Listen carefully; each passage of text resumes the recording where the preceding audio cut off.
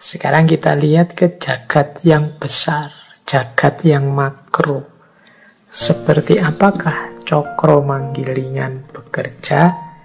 Kita ambil satu contoh, misalnya pendapatnya beliau Ronggowarsito tentang perputaran zaman. Bagaimana jagat besar ini berputar. Kalau di serat Kolotidho, atau mungkin teman-teman bisalah membaca serat Centini, yang di situ juga banyak mengutip pandangannya Ronggowarsito. Jadi zaman ini berputar dari fase Kolotidho, kemudian Kolobendu, dan akhirnya Kolosubo. Jadi ini sebenarnya fase-fase akhir zaman.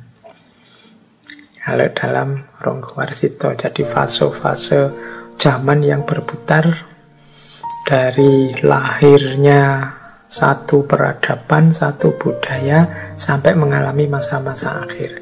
Nah, masa-masa akhir itu diawali dari Kolotidho. Zamannya beliau, Ronggowarsito sendiri itu beliau menyebutnya zaman beliau itu ya zaman Kolobendu yang diawali dari Kolotidho. Jadi ada Kolotidho, kemudian Kolobendu, dan nanti mengalami perbaikan saat Kolosubo.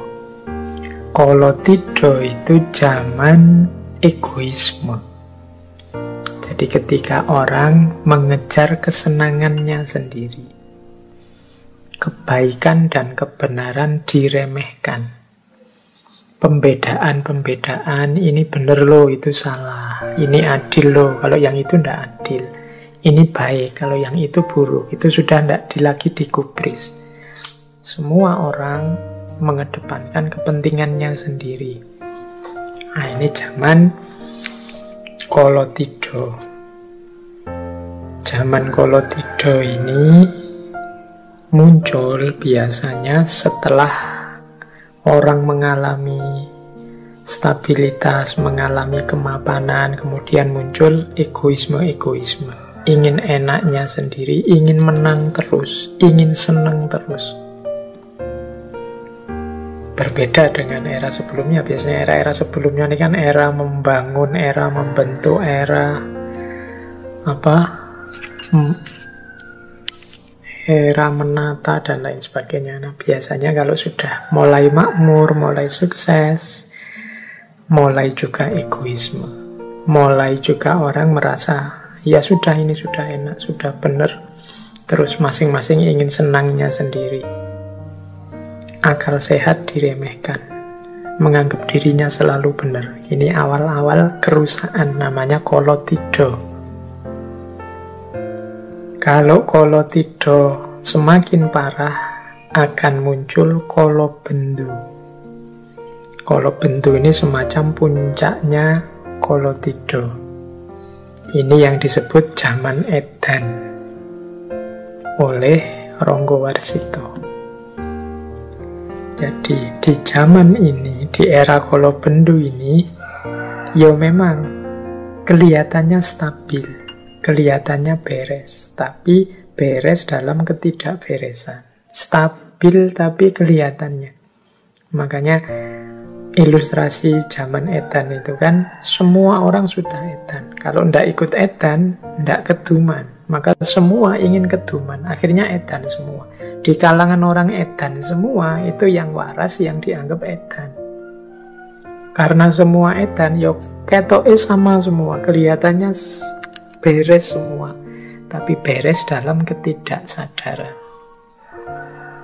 Di antara cirinya, nanti teman-teman yuk boleh bacalah dulu, kita pernah sekilas juga membahas beliau Ronggowarsito ini.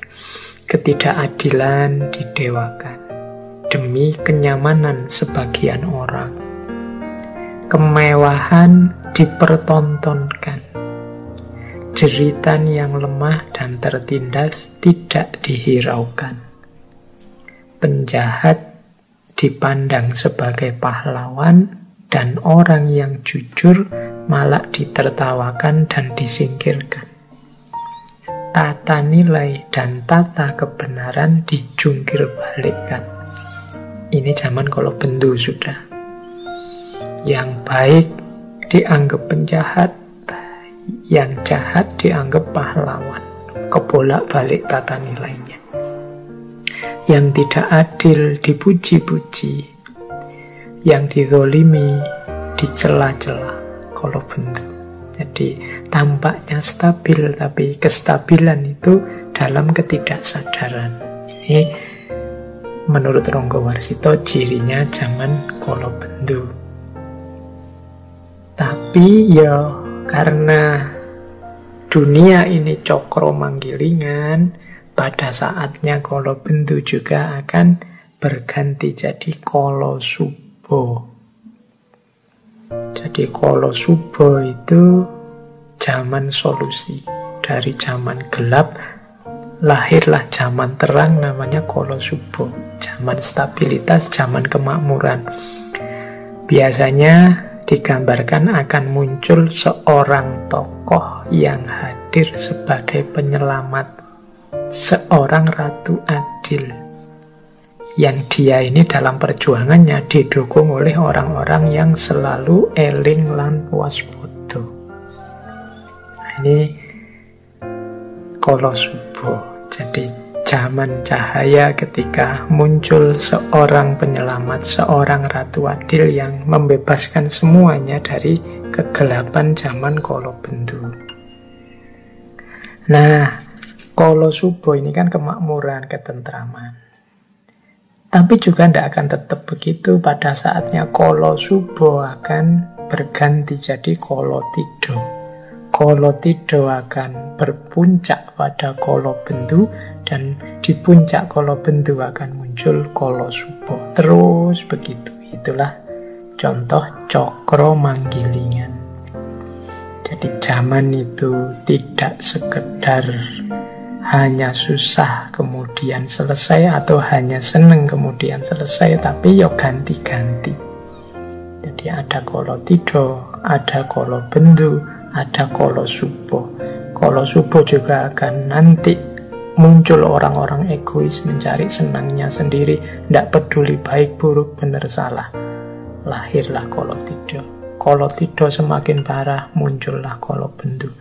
Pada puncaknya kala bendu muncul tokoh yang menyelamatkan. Disitulah kala subuh lahir. Jadi inilah perputaran zaman secara cokro manggilingan. Makanya teman-teman menyikapi kalau kita punya visi cokro manggilingan ini, yang sedang sedih tidak usah putus asa. Zaman pasti ganti dan berubah. Yang sedang sukses, sedang menang, jangan jumawa, karena zaman juga pasti akan berubah. Hidup kita kadang di atas, kadang di bawah. Baik, kalau tentang 3 ini teman-teman boleh kembali lagi mencari serat kala tido, atau hari ini kan banyak itu tulisan-tulisan atau mungkin video-video YouTube yang membahas tentang Ronggo Warsito dan ramalan-ramalan akhir zaman versi para pujangga Jawa.